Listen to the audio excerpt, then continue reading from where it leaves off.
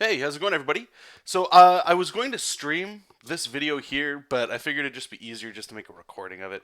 I'm sure I'll talk about it in the coming weeks, but depending on whenever you're watching this video, all of what I just said could mean nothing to you. But regardless, I just want to get in here and show you kind of what the hell's going on. So, if you guys have been following my VENOM process for the print, one thing I was trying to do with this one is to create the piece initially digitally, so my roughs and stuff. So it's I find when you're doing roughs you can manipulate stuff, transform and distort all that stuff much easier digitally to get the composition and all that garbage that you really want, and then print it out and light box it and then pencil it and then ink it. It's like an extra step, basically because I don't have a color printer that can print 11 by 17, so I've had to do this with just like a generic 8.5 by 11 printer scanner combo. The printer I do have is a toner printer. And there is a video already addressing that. I just wanted to cover this in the beginning because something that I always found, exciting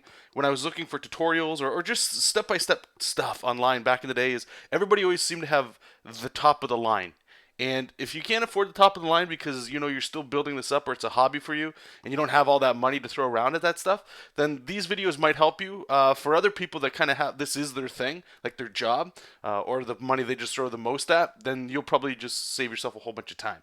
And that's where you pay the money, you get the time. Let's focus back on this. So I already did that. There's a video you can watch of me drawing it and doing all that. I've scanned it in. Now, I'm not going to, I'm choosing not to show you the whole scanning process because that's boring. I will talk about how I scanned it though, so you guys can kind of see where we're going. And then I'm going to show you what I'm doing next to get ready basically for touch-ups and coloring, because it actually turned out pretty well. I'm pretty pumped about this one. If you notice, I scanned this in at 600 DPI, and I just want to draw your attention to these three things here. All this stuff we'll get to. This file's already been done. But the easiest way that I found to do this is when you have an 8.5 by 11, you have to scan this in three pieces. So the top, and you can kind of notice it's like 8.5 by 11 because that's the resolution of the scanner. Or not the resolution, the actual dimensions of my scanner. It's just a generic one, right? So you kind of get the top part, you get the bottom part. Those two are the easy ones. The middle one's a little bit of a headache.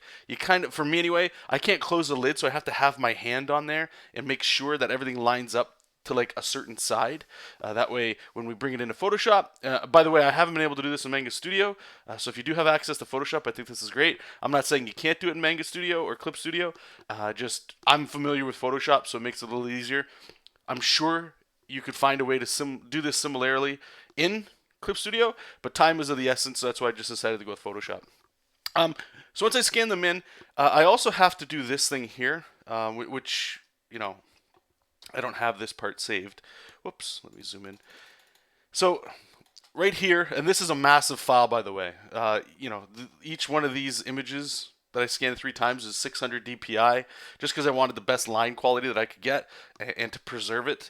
When I color it, it will be 300 DPI, but for now, just so you guys can understand if there's a little bit of lag. So when you scan it in, usually like right here at the bottom of the scanner, you're going to get a little bit of a shadow because of the way the scanner goes. After it goes to glass to plastic, it bows your paper up a little bit. Normally this image would be like down to here or something like that. So all I do is I just make a marquee selection here, with like a little box selection and hit delete. That way when I get the next part, I can move it in. Now, check this out. This is something that used to drive me up a wall.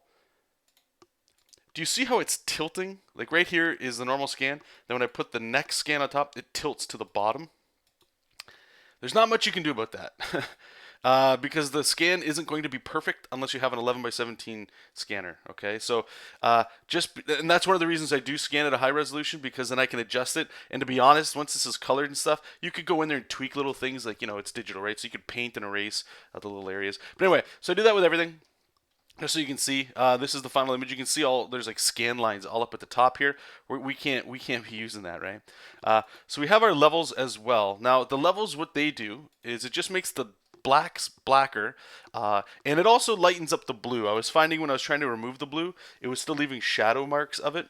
That might be a little, you might not understand what I'm saying, but anyway, so we have here, and this is the best part of Photoshop, honestly, if you're doing this kind of thing. So you just go over to channels, and you just click the color you want gone. So I want blue gone.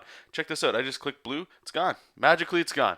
If I click off, or if we go back and I click off a layer or something like that, it'll go back. That's fine. what I recommend doing anyway is click blue. You'll have this, at least the way I did. You can either flatten the entire image, copy and paste, and then copy and then undo all you're doing, and then paste that layer. That's what I had to do. That might sound a little complicated, but all means, like, if you guys need any help, leave a comment below. I'll address it. But anyway, this is, you can see just this layer right here. This is what it is that I just did. It's just a copy paste of that. And then I also have this as well. It'll be my reference layer for my color and stuff, okay? So I'm just going to minimize this. So here we are in Clip Studio, and I just want to show you.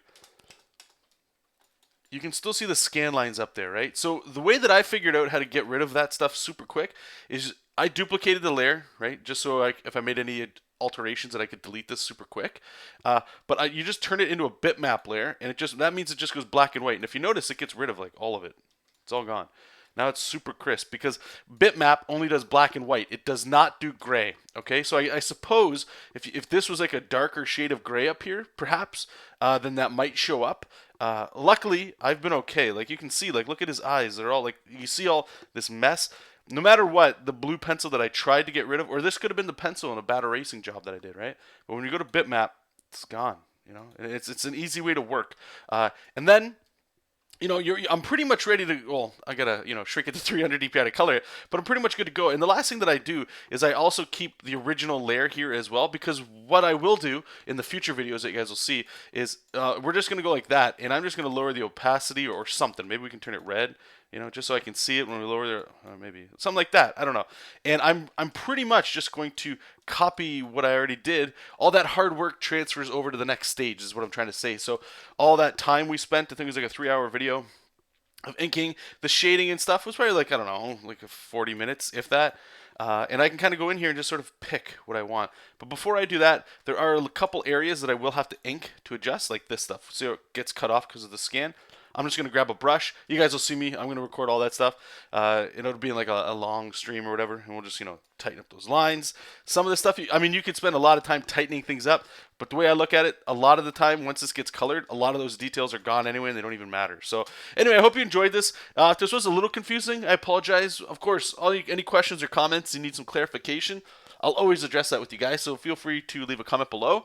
And like I said before, I know you guys don't watch a lot of the long stuff that I do, not a lot of you, and I appreciate that. However, I will be doing more of this kind of stuff in the future. I think I'm trying to do it like once every 2 months around there, so I apologize that it might be a little long of a delay. I'm just focusing on comic book work, JESOP King is primarily what I'm really focused on. So this stuff is fun to do on the side.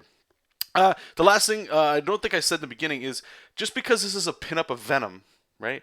Or a pinup of whatever, you can do exactly what I just said with a legit comic page that you did traditionally.